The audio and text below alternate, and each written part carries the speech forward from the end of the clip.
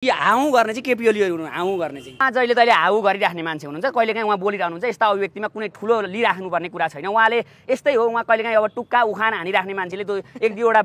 वक्तव्य दिँदैमा हामीलाई त्यत्रो आपत्ति पर्दैन उहाँहरूको विचार चाहिँ हाउ गर्ने खालका मान्छेहरू त्यसो गर्ने हुन् तर हामी भनेको चाहिँ एउटा युवाले परिवर्तन चाहिसकेपछि त्यो हाउ गर्नेहरूलाई चाहिँ डर भएको हो क्या होइन उहाँ त भाग्नु हो नि त को दोषी होइन उहाँ त दोषी हो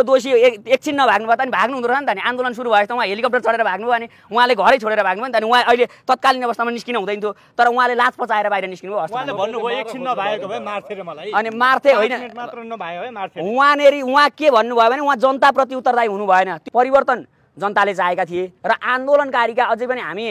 घाइते र शहीदहरूको परिवारहरूलाई भेट्दाखेरि उहाँहरूले परिवर्तन चाहनु भएको छ सबै नेपाली जनताले परिवर्तन चाहेका छन् नेपाली जनता परिवर्तन चाहन्छन् र सुरक्षा माग्नु भएको छ है सुरक्षाकर्मी पठाइदिनुहुन्छ अब तपाईको सरकार छ सुरक्षा त खासमा भन्यो भने जेनजीलाई दिनुपर्ने हो अब म यति मात्र भन्छु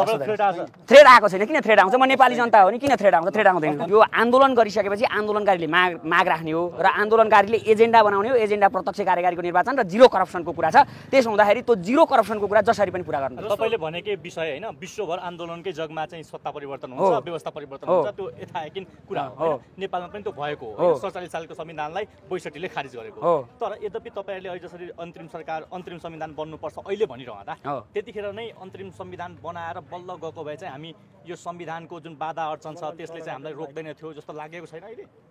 होइन त्यस्तो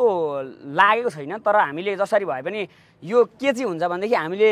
यो संविधानलाई पनि यतिखेर नमानेर मतलब यो संविधान मानेर सरकार बनेको होइन यो संवैधानिक सरकार पनि होइन तपाईहरुलाई प्रश्न भन्न चाहन्छु यो कुनै पनि संविधानको धारामा संसद बिनाको मान्छे प्रधानमन्त्री बन्ने व्यवस्था छैन त्यसो हुँदा यो संवैधानिक तरिकाले भएको छैन असंवैधानिक तरिकाले सरकार बनेको त्यसो हुँदा हामीले जसरी पनि हामीले माग राख्छौं र यो जसरी पनि जुन तरिकाले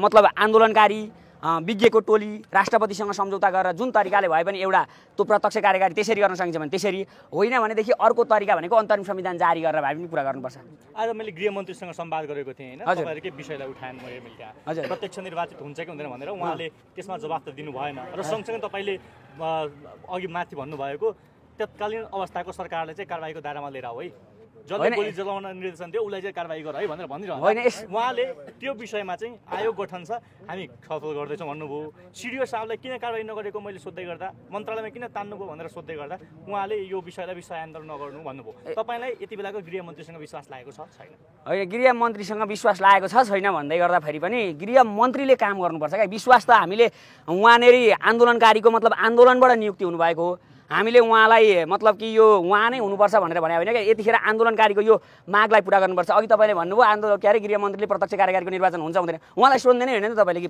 राष्ट्रपतिलाई सोध्नुपर्छ नि त तपाईँले चाहिँ प्रधानमन्त्रीले त भनिसक्नु हुँदैन अब राष्ट्रपतिले हुन्छ भन्नु पर्यो नि त राष्ट्रपतिले तपाईँले मान्नु भएको छ राष्ट्रपतिले संविधान मान्नुहुन्छ राष्ट्रपतिले संविधान मान्नुहुन्छ भन्नाले राष्ट्रपतिले संविधान मान्नु भएको भएदेखि किन